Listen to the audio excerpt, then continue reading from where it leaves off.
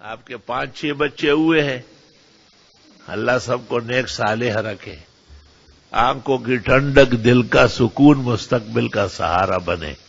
اگر یہ 5 اور 6 ایک سال میں ایک ہی دفعہ نکل آتے تو کتنی تکلیف ہو جاتی ہے اہلیہ مبارکہ کو، شاید کہ زندہ ہی نہ رہے۔ وہ تو امریکن عورتیں ہیں، وہ اور گائے اور وہ اور کتیا برابر ہے۔ 45 بچے ہو گئے اور 48 ہو گئے، اور چوہے کے بچے ہیں جو باہر آ گئے۔ ان کی زندگی کا کوئی مقصد نہیں ہے، ان کو تو جہنم بھرنے کے لیے پیدا کیا جا رہا۔ اچھی طرح یاد رکھو، یہ ممالک آپ کے کام کے نہیں ہیں۔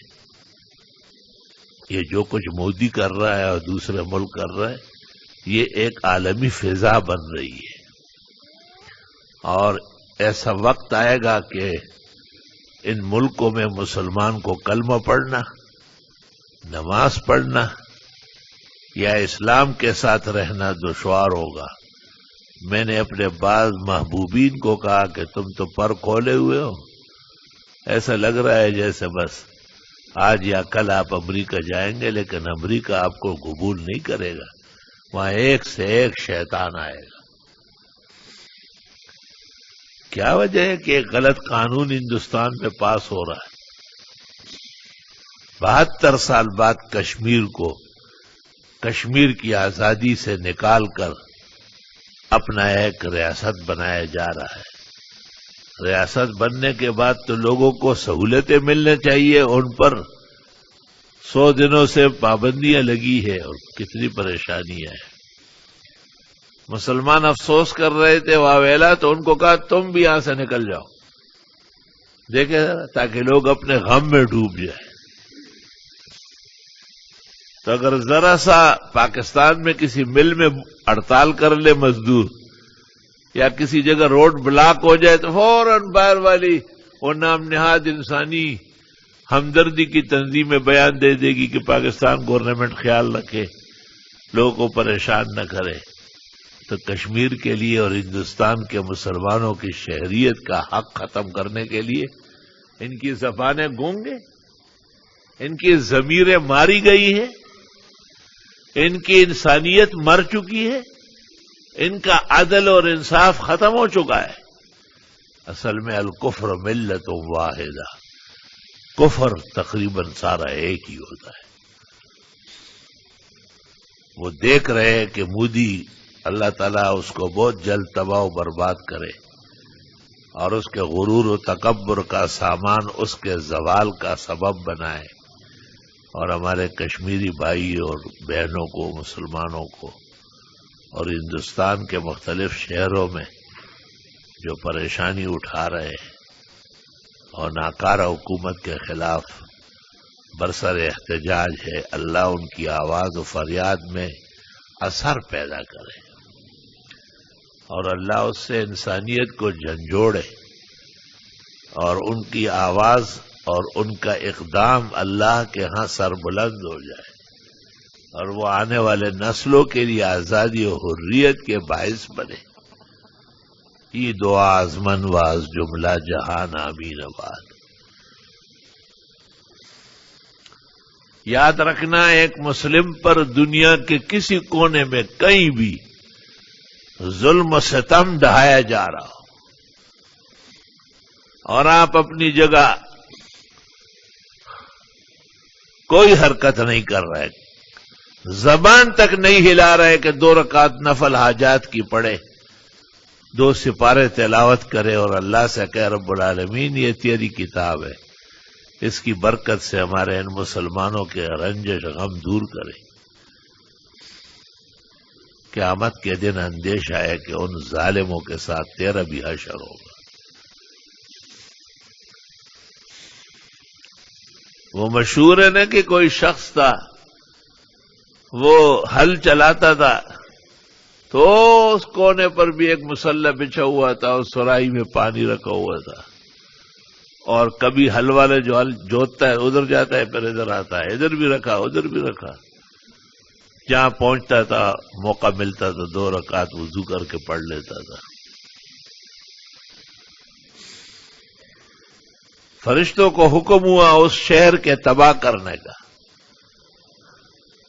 ملائک نے گزارش کی کہ رب العالمین یہ شخص بھی تو یہاں ہے.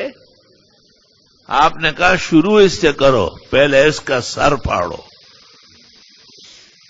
کیونکہ پورے شہر میں مسلمانوں کے ساتھ ظلم و ستم ہو رہا ہے، اور یہ صرف اور صرف اپنے نفلوں اور اپنے وضو اس کے لیے بیٹھا ہوا ہے، آگے اس کا کام نہیں.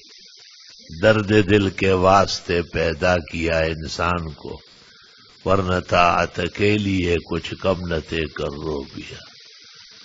ویدا زڑگے ن دشن کان د سہرا دے او پ زخمی زڑگی چ دے ان دڑ دے دو. یہ دل نہیں ہے، صحرا کا ہرا پتھر ہے.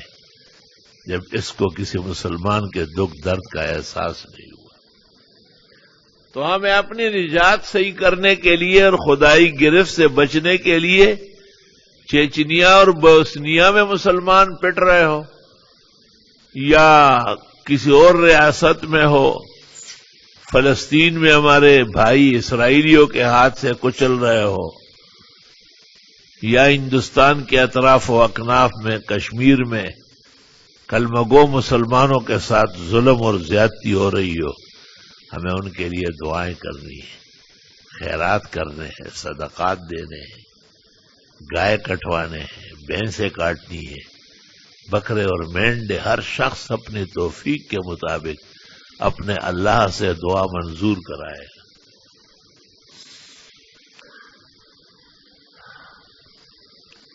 بھئی ایک مسلمان کی توفیق کیا ہے؟ وہ 3 دفعہ سورہ اخلاص پڑھے، ترمذی شریف اور بخاری دونوں میں ایک قرآن کا ثواب ہو جائے گا. لیکن ایک طالب علم ہے جو وہ چند گھنٹوں میں قرآن مجید پورا کرتا ہے، اس کے لیے یہ فضیلت نہیں ہے. وہ باقاعدہ قرآن کھولے یا اپنے حفظ کے تناظر میں تلاوت کرے، تکلیف اٹھائے، اور پھر وہ دعائیں مانگے کہ یا اللہ یہ جو مسلمان آئے دن ہمارے ملک میں پریشان کیے جا رہے ہیں، یا اللہ ہمارے پاکستان جو اتنا بے اثر ہو گیا، اتنا بے پر اور بے وزر ہو گیا کہ بھائی خالی ہمارا پرائم منسٹر جو ہے وہ بیانات دے رہے ہیں، بڑا برا ہو رہا ہے، مودی بڑا بدترین ہے. آپ تو کہہ رہے تھے مودی بر سر اقتدار آ جائے تو اچھا ہوگا.